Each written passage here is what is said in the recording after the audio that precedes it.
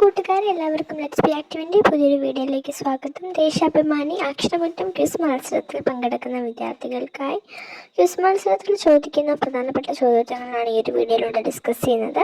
വീഡിയോയിലേക്ക് പോകും മുമ്പ് ഇതുവരെയും നിങ്ങൾ ഈ ചാനൽ സബ്സ്ക്രൈബ് ചെയ്തിട്ടില്ലെങ്കിൽ മറക്കാതെ ചാനൽ സബ്സ്ക്രൈബ് ചെയ്ത് ബെല്ലൈക്കൺ കൂടി എനേബിൾ ചെയ്യുക.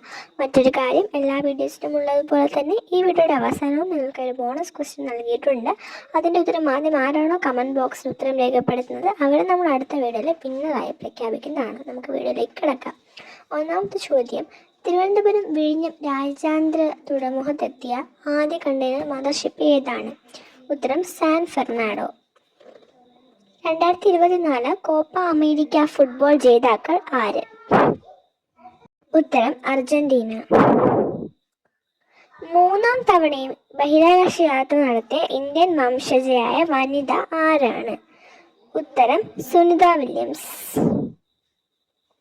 6 മുതൽ 14 വരെ പ്രായമുള്ള എല്ലാ കുട്ടികൾക്കും സൗജന്യവും നിർബന്ധിതവുമായ വിദ്യാഭ്യാസം എന്ന മൗലിക അവകാശത്തെക്കുറിച്ച് പരാമർശിക്കുന്ന ഭരണഘടനാ അനുച്ഛേദം ഏതാണ്?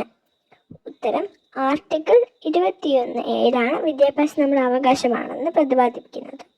18ാം ലോകസഭയിൽ എത്ര വനിതകളുണ്ട്? ഉത്തരം 74. കേരളത്തിലെ പട്ടികജാതി പട്ടികവർഗ പിന്നാക്കക്ഷേമ മന്ത്രി ആരാണ്? ഉത്തരം OR കേളു.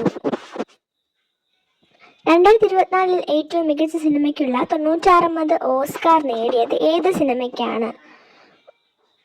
ഉത്തരം ഓപ്പൺഹൈമർ എന്ന് പറയുന്ന സിനിമയ്ക്കാണ് ഓസ്കാർ കിട്ടിയത്. ഇവിടെ താഴെ തന്നിരിക്കുന്ന ഒറ്റനെ കണ്ടെത്തുക. Silent Valley, Eravikulam, Thattekkad, Mathikettan Shola. ഉത്തരം തട്ടേക്കാട്. ബാക്കിയെല്ലാം ദേശീയോദ്യാനങ്ങളാണ്. തട്ടേക്കാട് മാത്രമാണ് ഇവയിൽ പക്ഷി സങ്കേതമായിട്ട് വരുന്നത്. അപ്പം ഇതിൽ തട്ടേക്കാടാണ് ഇതിൽ ഓടുവനായിട്ടായി വരുന്നത്. അപ്പോൾ അടുത്ത ക്വസ്റ്റിലേക്ക് പോകാം. ലേബർ പാർട്ടി നേതാവ് കിയർ സ്റ്റാമർ ഏത് രാജ്യത്തെ പ്രധാനമന്ത്രിയായാണ് ചുമതലയേറ്റത്? ഉത്തരം ബ്രിട്ടൻ. ഒരു സംഖ്യയുടെ 75% 75 കൂട്ടിയപ്പോൾ അതേ സംഖ്യ കിട്ടി. എന്നാൽ സംഖ്യ ഏത്? ഇതൊരു മാത്സ് ക്വസ്റ്റ്യൻ ആണ്. ഓപ്ഷൻസ് ഉണ്ട്: 300, 480, 500, 600.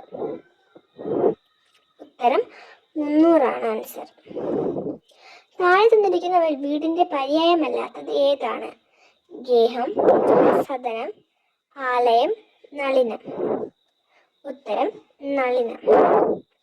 വിവരാവകാശ നിയമപ്രകാരം അപേക്ഷ നൽകുന്നതിനുള്ള ഫീസ് എത്ര രൂപയാണ് എന്നാണ് ചോദ്യം. ഉത്തരം 10 രൂപ. 18ാം ലോകസഭയുടെ സ്പീക്കർ ആരാണ്? ഉത്തരം ഓം ബിർള. താഴെ തന്നിരിക്കുന്നവയിൽ കൊഴുപ്പിൽ ലയിക്കാത്ത വിറ്റാമിൻ ഏതാണ്? ഓപ്ഷൻസ് ഉണ്ട്: A, C, D, E. ഉത്തരം വിറ്റാമിൻ C.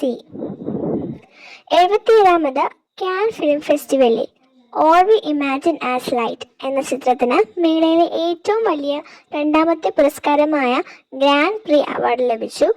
ആരാണ് ആ ചലച്ചിത്രത്തിന്റെ സംവിധായക എന്നാണ് ചോദ്യം. ഉത്തരം പായൽ കപാഡിയ. അപ്പോൾ ഈ വീഡിയോയിലെ ചോദ്യങ്ങൾ അവസാനിച്ചിരിക്കുകയാണ്.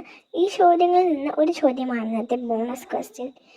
ഇപ്പോൾ ബോണസ് ക്വസ്റ്റിൻ്റെ ഉത്തരം ഈ ചോദ്യം വായിച്ച ഉടനെ തന്നെ എല്ലാവരും കമൻറ്റ് ബോക്സിൽ രേഖപ്പെടുത്തുക. നിങ്ങളുടെ പേര് കൂടി അതിനോടൊപ്പം കമൻറ്റ് ചെയ്യണം. എന്നാൽ മാത്രമേ വിജയമായി പ്രഖ്യാപിക്കുകയുള്ളൂ. ഇനി നമുക്ക് അടുത്ത ചോദ്യത്തിലേക്ക് കടക്കാം. ഇന്നത്തെ ബോണസ് ക്വസ്റ്റ്യൻ ഇതാണ്: വിവരാവകാശ നിയമപ്രകാരം അപേക്ഷ നൽകുന്നതിനുള്ള ഫീസ് എത്ര രൂപയാണ്? ഉത്തരം അറിയാവുന്നവർ കമൻറ്റ് ബോക്സിൽ രേഖപ്പെടുത്തുക. ഇതിൻ്റെ വിന്നർ ഈ ഒരു ചോദ്യത്തിൻ്റെ ഉത്തരവും അടുത്ത വീഡിയോയിൽ പ്രഖ്യാപിക്കുന്നതാണ്. ഇനി അടുത്ത വീഡിയോയിൽ കാണാം. So thanks for watching.